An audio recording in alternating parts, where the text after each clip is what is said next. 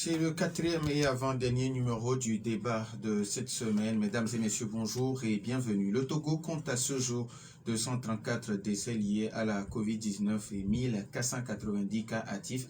Ces dernières 24-30 nouvelles contaminations ont été enregistrées par les autorités sanitaires, moins de contamination que les 2 semaines dernières. Comment peut-on expliquer ces cas de contamination qui sont en baisse? Pour en parler, je reçois Dr Belewi Essotoman, médecin de santé publique et directeur général de l'action sanitaire. Monsieur Docteur, bonjour. Bonjour, monsieur Norbert. Merci d'avoir accepté notre invitation. C'est un plaisir de nous trouver dans l'AFM pour communiquer sur ce sujet. Je salue donc, par cette occasion tout le personnel de l'AFM et tous les auditeurs et tous les citoyens et concitoyennes qui nous écoutent. Les auditeurs ont la possibilité de réagir via la page Facebook de Nana FM ou le 91 09 71 71 ou le 96 61 58 58 dans une vingtaine de minutes. Avec Stan Teko à la mise en onde, je suis Norbert Djouradi. Le débat de Nana FM, c'est parti. Alors, docteur, vous voulez bien vous approcher un peu du micro, s'il vous plaît. Ok. Alors, il y a un moment, les certificats de vaccination des Togolais ne sont pas encore reconnus par certains pays européens, à l'instar de la France. Est-ce que jusqu'à aujourd'hui, une solution a été trouvée? Bien. Merci donc pour la question. C'est un sujet d'actualité qui fait la une des médias et à travers le monde entier. Et effectivement, ce que vous avez dit, il y a ce souci par rapport à nos citoyens qui voyagent, qui vont en Europe, donc notamment en France, parce que beaucoup vont en France. Il faut dire que le passe vaccinal, comme on le dit, si je prends donc notre pays, nous l'avons déjà donc sur cette plaque électronique que vous pouvez télécharger, mais elle est donc téléchargeable par ceux qui ont été complètement vaccinés. Quand je dis complètement vaccinés, ça veut dire que pour les vaccins, à plusieurs passages, vous avez vu chez nous, nous avons AstraZeneca, Pfizer, Sinovac, ça a 2 passages. Première dose, deuxième dose. Et Johnson & Johnson, c'est un seul passage, une dose unique. Pour l'instant, voilà le protocole qui est utilisé.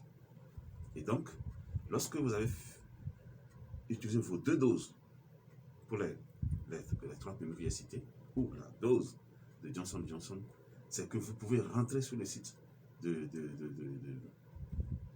la vaccination et suivre les étapes et télécharger votre passe vaccinal. Le Togo est un des premiers pays qui a pu mettre ça. Ça fait déjà plusieurs mois, il faut le dire. Et cette question de refus, de non-reconnaissance du passe vaccinal est vraie au niveau de la France et donc de notre pays. Je peux dire que le ministre a mis en place un groupe technique qui a réfléchi cette semaine, en début de semaine.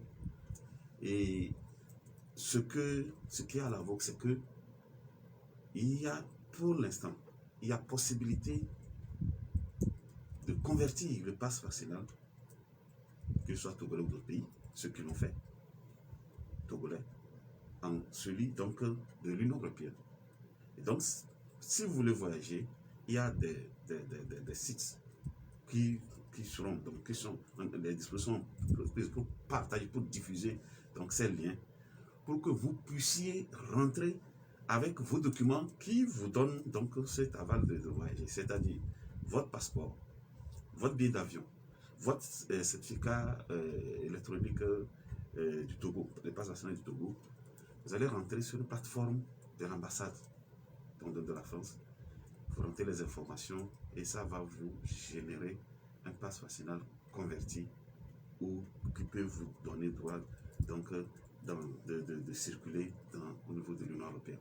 Donc voilà les dispositions pratiques en attendant cette harmonisation pour que en fait, vous savez, le passe vaccinal, il y a un élément clé qui caractérise ce document, c'est le code QR. Ce code, c'est un code par rapport à vos informations d'identité et les informations sur la vaccination, les doses qui vous ont, les doses qu'on vous a administrées, ça génère un code unique qui doit être reconnu partout où vous passez. Et dans cette reconnaissance, cette lecture qui n'est pas encore au point.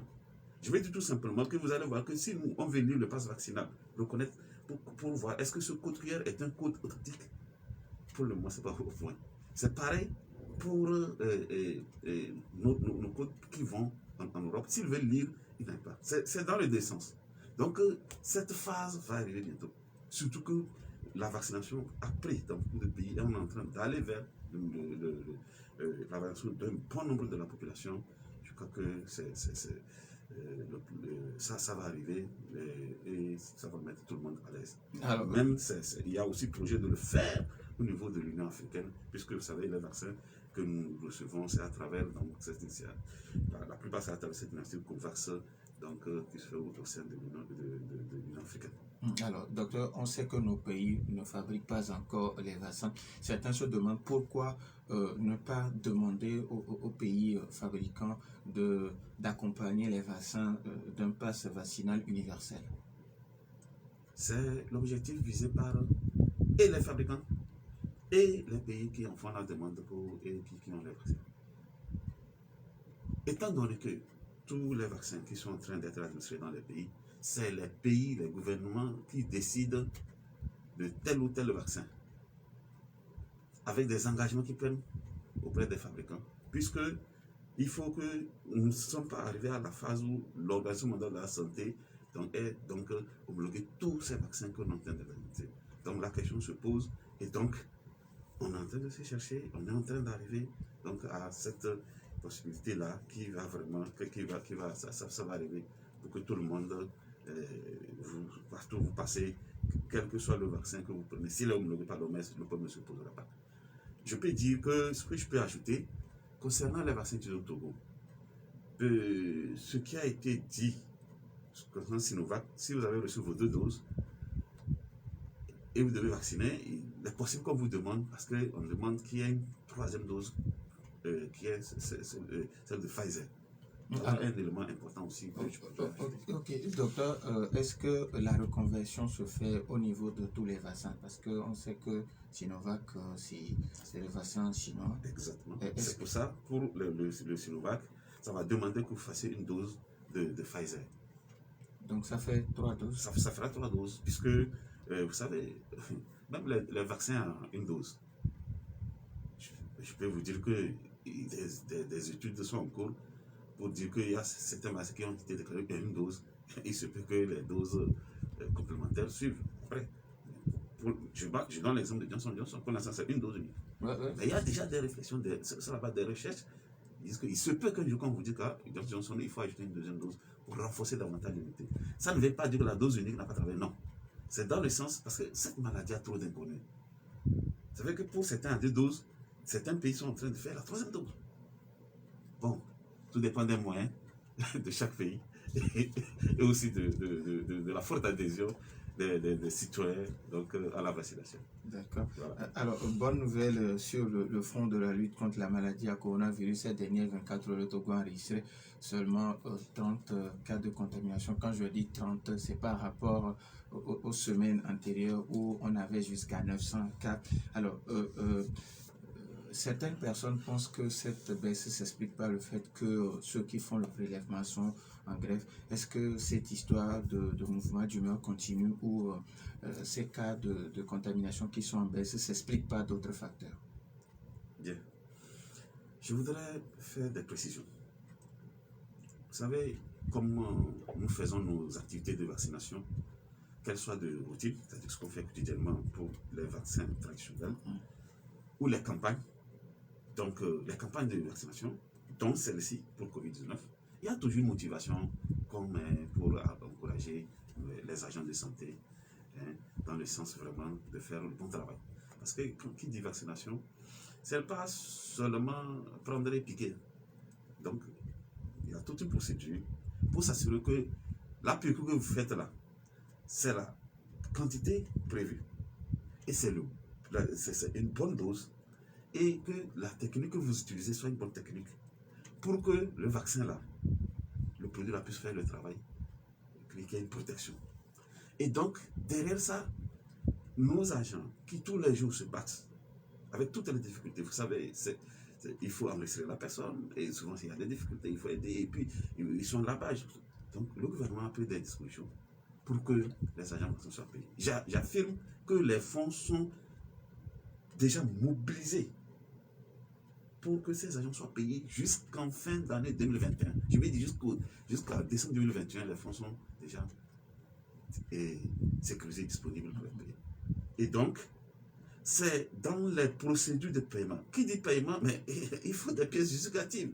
Donc, la liste de présence, les émargements, et pour que les choses soient claires avec les pièces d'identité. Et c'est en fonction de ça que l'argent sort. Ce n'est pas seulement avec les dépenses de l'argent de l'État. Tout argent des partenaires, mais il faut justifier. Voilà pourquoi il y a des retards. Et ces retards, derrière ça, les agents pensent que qu'on ne veut pas payer. Non, je voudrais rassurer mes collègues agents de santé que les procédures, quelles sont, si c'est bien fait au niveau du district, parce que c'est au niveau du district de la direction de la santé que tout est, tout converge avant qu'on ne transmette au niveau central. Si tout est bien fait, c'est bon. Donc c'est ces anomalies qui ont créé ces retards et ces retards, sinon qu'ils soient rassurés. Donc ces moments d'humain, on en a eu, et on explique davantage et les choses se passent bien. Donc ça ne veut pas dire qu'ils ont arrêté. Non, les prélèvements se font. Quand on communique les chiffres, il faut regarder le nombre de tests réalisés pour avoir le nombre de cas. Et donc, ça dépasse 500, ça dépasse 1000. C'est prélevé, c'est pas... Ou bien on invente un prélèvement, on invente le chiffre des prélèvements. Tout est numérisé au niveau de l'Institut d'hygiène, l'Institut national d'hygiène, qui coordonne avec tous les laboratoires au niveau national qui font les prélèvements dans le cas de Covid. Donc, quand on dit tel nombre de tests réalisés, c'est qu'il y a traçabilité. Avec les tests de suivi pour les gens qui sont positifs, jusqu'à ce que ce soit négatif, tout est traçable. Donc, ce n'est pas la raison. La raison de cette baisse, la première raison, vous le savez très bien, c'est que quand il y a une flambée, vous savez, la semaine, le mois d'août, mi-août, on a vu cette flambée, jusqu'à on a eu plus de 1600 cas hebdomadaires. Et c'est le pic, c'est le pic même en ce moment. Aujourd'hui, depuis ce moment, ça fait bientôt 2 mois. Bientôt 2 mois. Dans ce soir, on va faire 2 mois. On a vu cette baisse progressive. Tous les jours, ça baisse, ça baisse, ça baisse. Donc, il y a l'éveil de conscience. Parce qu'au moment où ça flambait comme ça, ouais, tout le monde a commencé à avoir peur. Qu'est-ce qui se passe encore? Parce qu'on en avait eu. Donc, plus de 100 cas par jour. Qui ça va jusqu'à 200. Donc, on en avait eu. Donc, ça fait que tout le monde a compris. Attention, si on ne fait pas attention, nous risquons. Ouais, vous avez vu que ça a arrangé un peu le côté de l'adhésion à la vaccination. Et ça a beaucoup contribué. Toutefois, au niveau de cet éveil de conscience, et ce que tous les comités font pour pouvoir sensibiliser le groupe mixte de surveillance au niveau des préfectures, des comités locaux, ce que les agents de santé font, toutes les communications, ce que nous faisons sur les médias, tout ça a contribué. Mais il faut retenir une chose. Nous le disons toujours parce que ce n'est pas seulement Covid-19. Pour les épidémies en général, il y a une évolution normale, c'est-à-dire qui se dit naturelle de la maladie.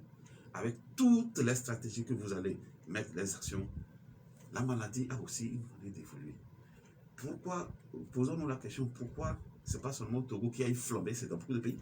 Et aussi, aujourd'hui, quand on parle de baisse, ce n'est pas seulement au Togo, c'est dans beaucoup de pays. Donc, ça aussi est en notre faveur. Donc, l'évolution naturelle de la maladie est aussi en notre faveur. Bon, concernant les variants, vous avez vu que les variants font que il y a eu beaucoup de décès liés à la dangerosité de ces. Nous avons eu jusqu'à 16 décès il y a une semaine, là, il y a eu jusqu'à 13. C'était tôt. Alors qu'on était autour de 1, 2, 3, 4, 5 cas maximum. Ça n'a pas du tout. On a perdu des normes, des vies humaines, alors qu'on pouvait faire bien. Alors, docteur, une dernière question et on donne la possibilité aux auditeurs de réagir. Avec cette baisse, est-ce qu'il faut s'attendre dans les semaines à venir à un allègement des restrictions? Allègement des restrictions, c'est le souhait de nous tous. De moi-même qui vous parle en tant que directeur général de l'action sanitaire, parce que les restrictions font que toutes les activités socio-économiques souffrent et avec les conséquences désastreuses. Donc, pour moi, cette baisse doit amener les décideurs à un moment sur la base de l'avis du conseil scientifique, donc lever certaines restrictions. Ça ne veut pas dire qu'on oblige le gouvernement. Non.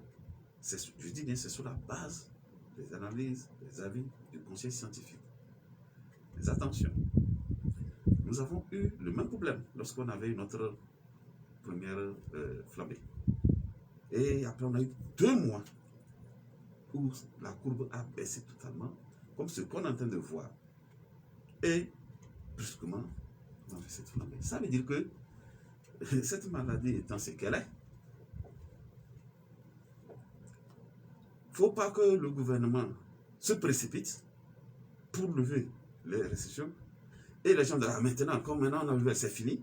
Donc, si le gouvernement prend la décision de lever les restrictions, il faut que les citoyens togolais prennent vraiment conscience individuelle ou collective, pour qu'on ne retombe pas dans le piège d'avant. C'est ce que je voudrais dire sur ce sujet. Les auditeurs ont maintenant la possibilité de nous appeler sur le 91 09 71 71 ou le 96 61 58 58 ou nous laisser leurs questions sur la page Facebook de Nana FM et après la pause.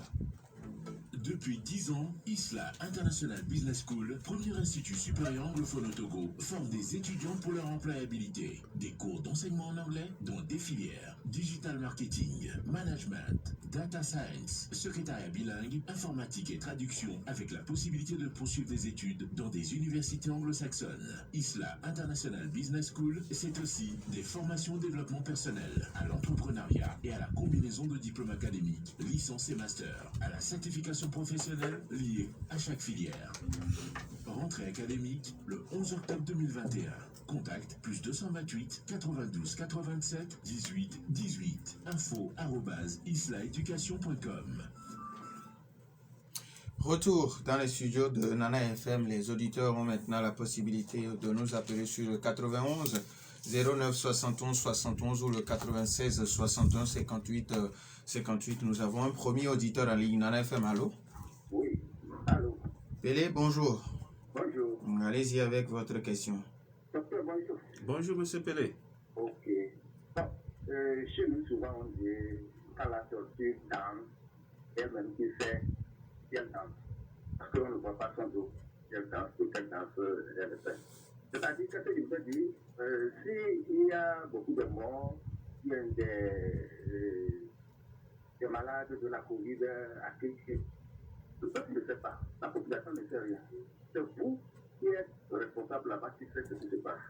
Mais la première question que je voudrais poser, qu'est-ce que vous allez répondre à des Togolais qui disent que c'est quand la fin de l'état d'urgence sanitaire arrive qu'il y a le taux d'augmentation, on voit que les choses s'augmentent et qu'après la prolongation de l'état d'urgence sanitaire, on voit que ça se rabaisse. Est-ce que vous allez répondre à des Togolais qui pensent comme ça? Deuxième préoccupation, qui est très important pour nous aujourd'hui, on voit aujourd'hui l'OMS qui nous dit qu'il y a le vaccin du paludisme qui tue les Africains plus que les Européens.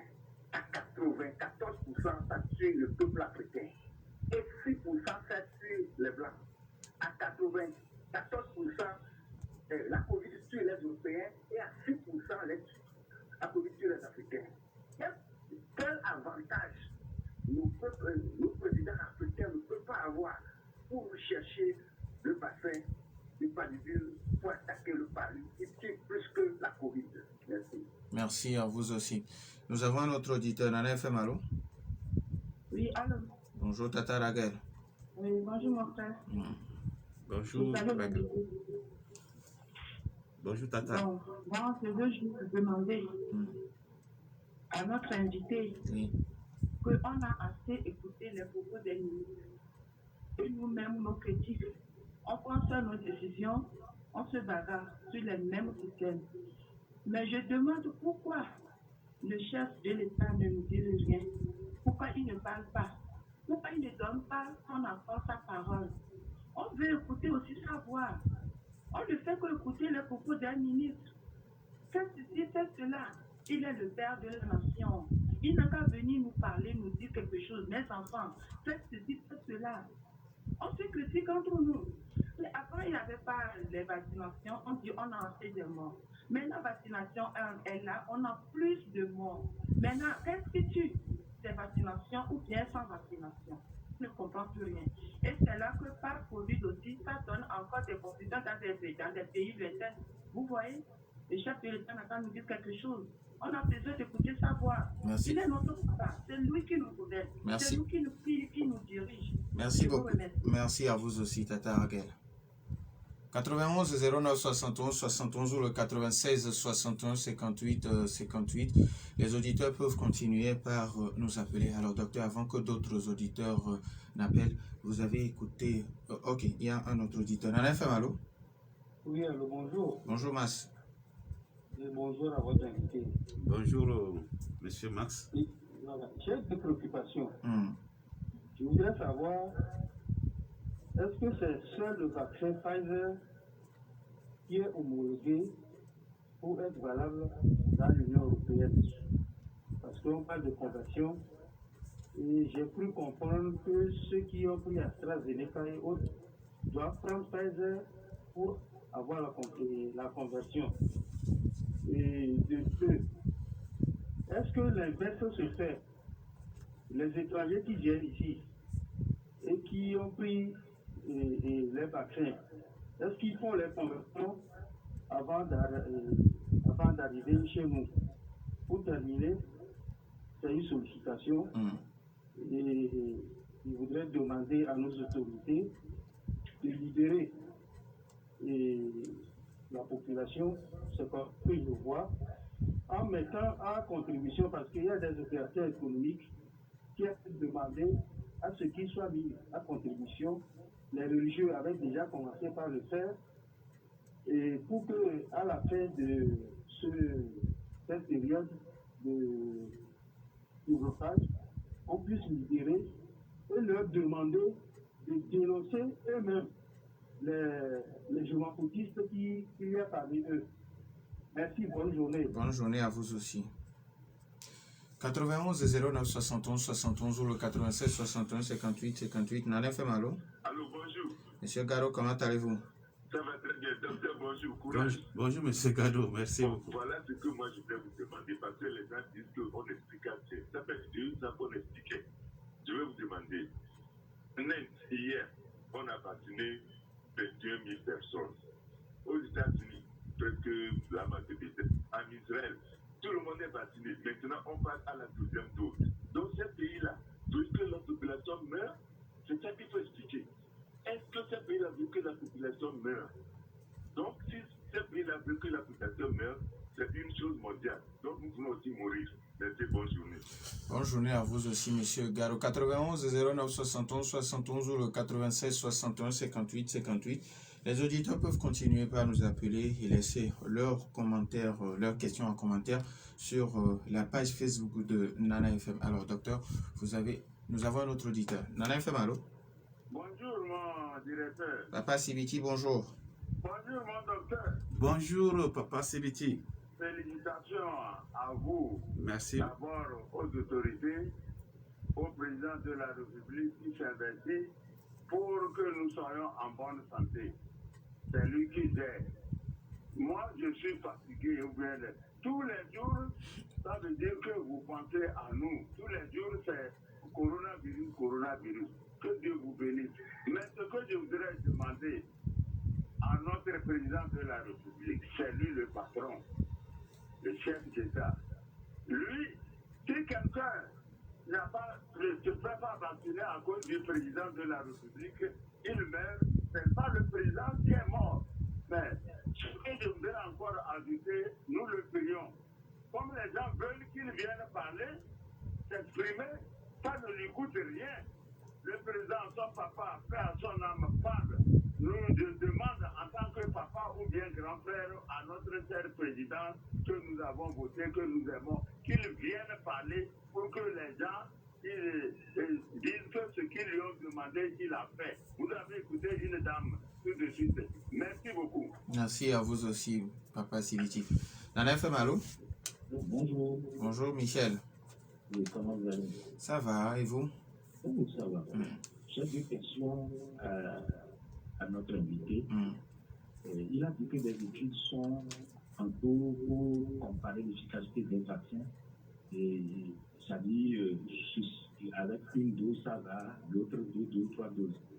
Je voudrais vous poser la question, est-ce que ces études sont conduites au Togo? La deuxième question, c'est comment est-ce qu'ils ont pu prouver, ou bien, oui, comment est-ce qu'ils ont pu prouver que ce sont les vaccins en cours qui sont administrés aux gens là, qui est à l'origine de cette baisse? Voilà. Donc, pour finir, au Togo, quand un Chinois arrive tout à l'heure et dit je vais m'installer pour exercer ma médecine, et nous, Togolais, on est prêts à accepter à la va-vite tout ce qu'on nous apporte. Et vous allez voir que les étrangers s'installent dans ce domaine plus que nous, surtout s'ils sont encore occidentaux. Maintenant, quand il va au niveau des essais cliniques, et lui, en tant que médecin scientifique, est-ce qu'il conçoit que la part de la psychologie n'est pas plus importante quand il s'agit de présenter un produit aux malades? Parce que j'ose croire que lorsqu'ils ont présenté les essais cliniques des plantes dont on parle aux malades, je suis sûr que, tel que je les connais, ils l'ont habillé en noir. Ah, c'est-à-dire, voilà, et qui sont ceux qui veulent prendre ça aussi? On nous a envoyé ça, vous voulez essayer. Ils ne mettent jamais en confiance. Et comment est-ce qu'en tant que médecin scientifique, on peut développer un pays en utilisant tout ce que vient de l'extérieur, c'est-à-dire ce qui est importé? Merci. Merci à vous aussi, Michel.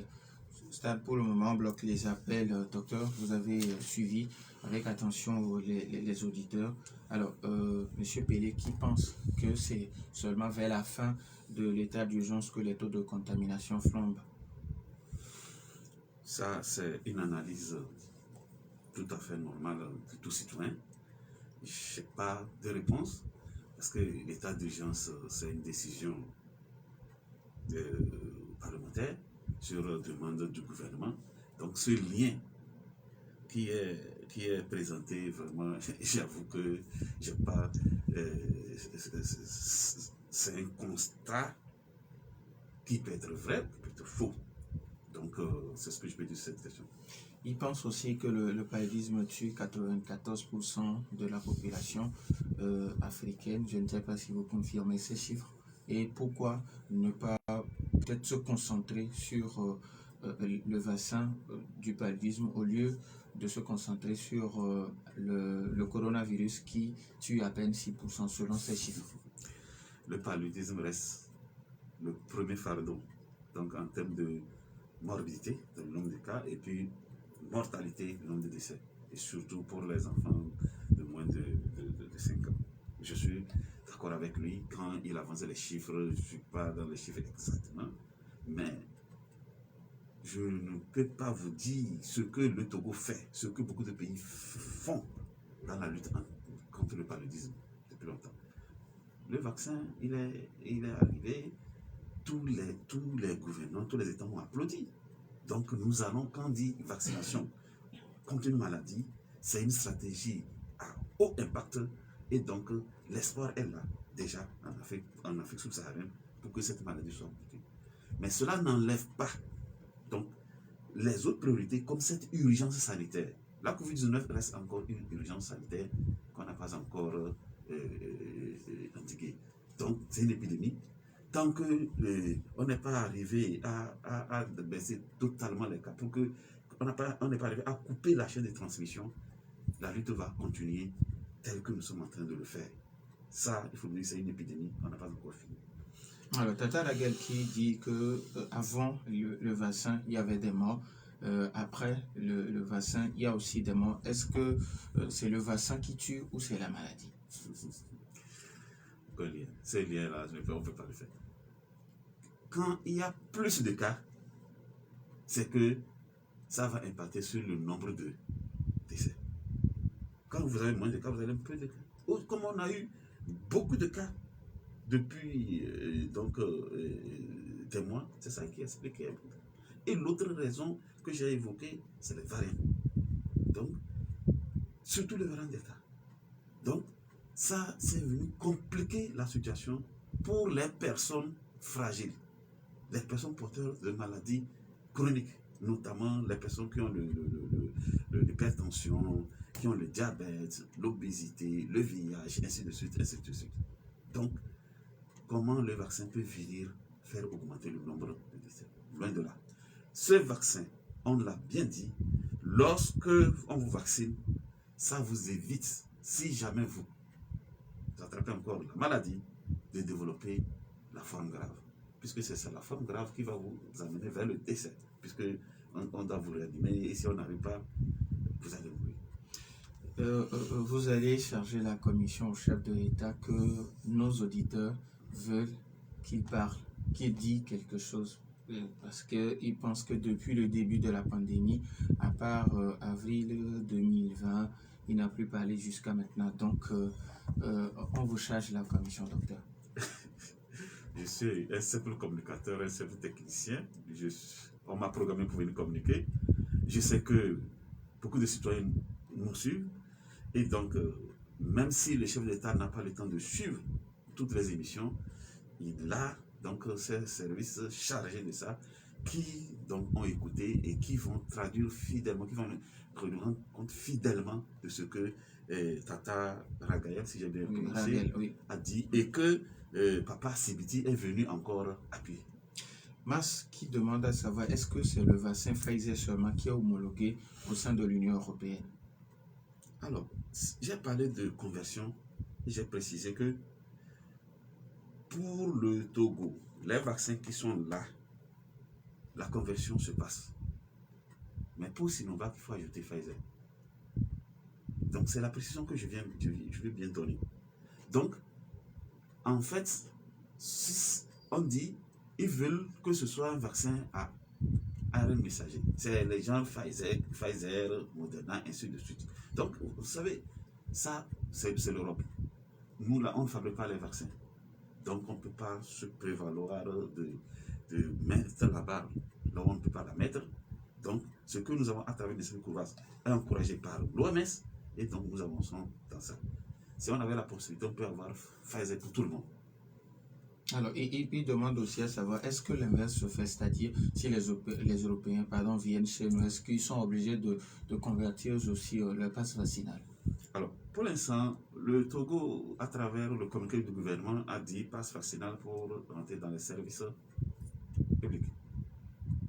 On n'a pas imposé ça au niveau des voyageurs. Les voyageurs, là, la procédure est restée comme telle, test PCR, obligatoire. Et vous arrivez à l'aéroport avec votre masque et le test PCR, on vous soumet, le Togo dit, vous arrivez, on vous soumet le test PCR. Et vous savez que sur cette question, on critique le Togo, que d'autres pays ne le font pas. Pourquoi le Togo maintient cela? La question est même encore discutée au niveau du groupe technique dont j'ai parlé et que ces réflexions, les autorités vont se baser de ça pour prendre la décision. Maski demande qu'après qu'on libère tout et puis après, maintenant on appelle les citoyens à dénoncer ceux qui ne respectent pas les mesures barrières. C'est un souhait. Mais on sait sur le plan comportemental ce qui se passe.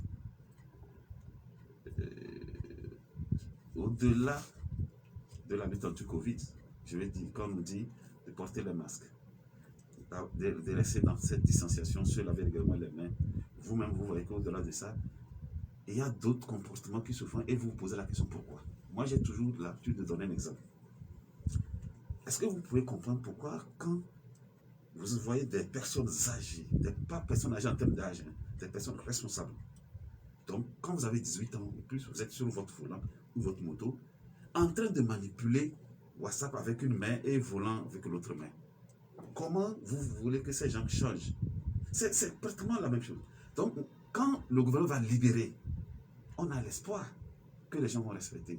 Mais il y a toujours des dérives.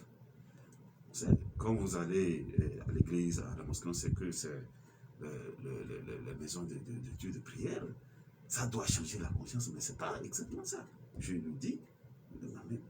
Je donne toujours l'exemple du portable qui, quand vous faites comme ça, le risque c'est quoi? Un véhicule ou une moto qui est devant, vous ne voyez pas, vous allez écraser la personne. Ou bien quelqu'un qui est en train de traverser, vous allez écraser. Et c'est ça qui crée des accidents. Et dès qu'il y a un accident, la personne jette le portable, elle fait semblant. Comment on peut avancer avec ça? Je donne le seul exemple pour faire le parallèle. Je ne suis pas contre la levée des restrictions. Nous souhaitons que le gouvernement lève ces restrictions. Mais il faut vraiment prendre conscience. Surtout la conscience individuelle. Il ne faut pas compter sur quelqu'un pour venir te dire que ce que tu fais n'est pas bon. Si nous tous individuellement, on se dit attention, nous devons prendre garde pour vraiment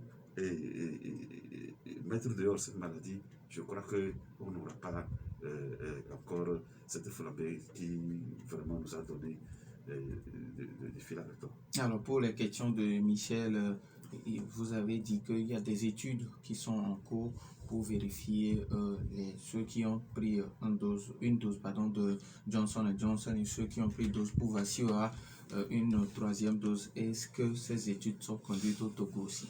Le Togo ne fabrique pas encore les vaccins. Ces études dont j'ai parlé, c'est au niveau des pays donc, riches qui ont eu les moyens pour vraiment arriver à la fabrication des vaccins et continuer à faire des recherches. Parce que le vaccin, quand on a commencé à vacciner, donc il y a cette phase de pharmacovigilance sur ce vaccin pour s'assurer que l'innocuité dont on a parlé, cette innocuité-là, qu'il n'y a pas quelque chose qui est caché derrière. Pour l'efficacité, si ce n'est pas efficace, on ne va pas chercher à faire des études sur l'innocuité. C'est d'abord l'efficacité, elle est de règle. Donc au Togo, je ne peux pas parler de cette étude qui est en cours, non. Et il parle aussi de la place de la psychologie quand on présente les vaccins aux populations. Que ce soit les vaccins, les médicaments, tout ce qu'on appelle produits de santé, vous savez que c'est quelque chose qu'on prend, on vous donne. Et ça va rentrer dans l'organisme pour vous soulager par rapport à votre maladie ou bien pour vous prémunir contre une maladie. On dit l'aspect psychologique. Lorsque vous êtes avec vos médecins, s'il arrive à vous convaincre psychologiquement, vous êtes à moitié guéri. C'est exactement la même chose ici. Ça ne veut pas dire que si vous n'êtes pas psychologiquement préparé et on vous donne, ça va rejeter, non. Mais c'est cette psychologie qui amène tout le monde à adhérer et donc tout le monde va être vacciné, on aura l'immunité collective. Il a parlé des essais. Bon, les trucs par rapport aux plantes, aux produits locaux. Donc, ce truc a été fait, c'est au niveau de l'université. Mais à ce jour, je n'ai pas d'informations sur l'aboutissement de ces essais. Peut-être il a dit que peut-être que le produit a été mal présenté aux populations. C'est pourquoi les gens n'y ont pas adhéré. Ça peut être un facteur. Alors, docteur, est-ce que vous avez une idée de la date de réouverture des lieux de culte et des bars qui sont fermés depuis quelques semaines déjà? Le communiqué du gouvernement a fait mention de un mois. Donc, ça veut dire que c'était 10. Donc, à partir du 10 prochain, ça veut dire que nous attendons, avant la fin de la semaine, oui, le 10 octobre, donc un acte du gouvernement pour faire suite donc, à ce communiqué. Et comme je l'avais dit, le souhait, c'est qu'on allège. Donc, la décision revient aux autorités du pays, mais toujours sur l'avis des techniciens et c'est le conseil scientifique. Il y a un auditeur qui avait dit tantôt, je crois que c'est M. Caro, que dans des pays, pratiquement toute la population est vaccinée. Plus de 60%, les pays ont déjà dépassé ce cap. Nous, on est à 10% environ de la population qu'on a vaccinée. Complètement. Sinon, si c'est partiellement, là, nous sommes à 25%. Donc, les pays qui ont dépassé les 70% là. Donc, M. Gallo dit, est-ce que ça veut dire que les gouvernants veulent tuer leur population? Puisque c'est pour transposer dans le contexte du Togo. Comme il y a certains citoyens qui continuent à dire que on amène ces vaccins, c'est pour tuer la population. Donc, le gouvernement ne veut pas décider de vacciner toute la population pour qu'elle meure demain. Donc, je voudrais le remercier sur cette analyse très porteuse pour que les mentalités changent en faveur de la vaccination anti-Covid-19.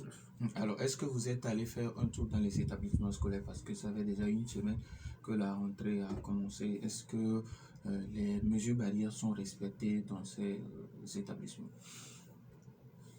Je peux vous dire que le ministre de la Santé, de l'hygiène publique et d'accès universel aux soins, le professeur Moustapha Diawa, avait décrété la veille de la rentrée par un message qui nous a demandé, il a annulé toutes les rencontres en début de semaine et demandé à tous les cadres du ministère de la Santé et à l'intérieur aussi de faire cette supervision pour s'assurer que le dispositif recommandé par le gouvernement est en place.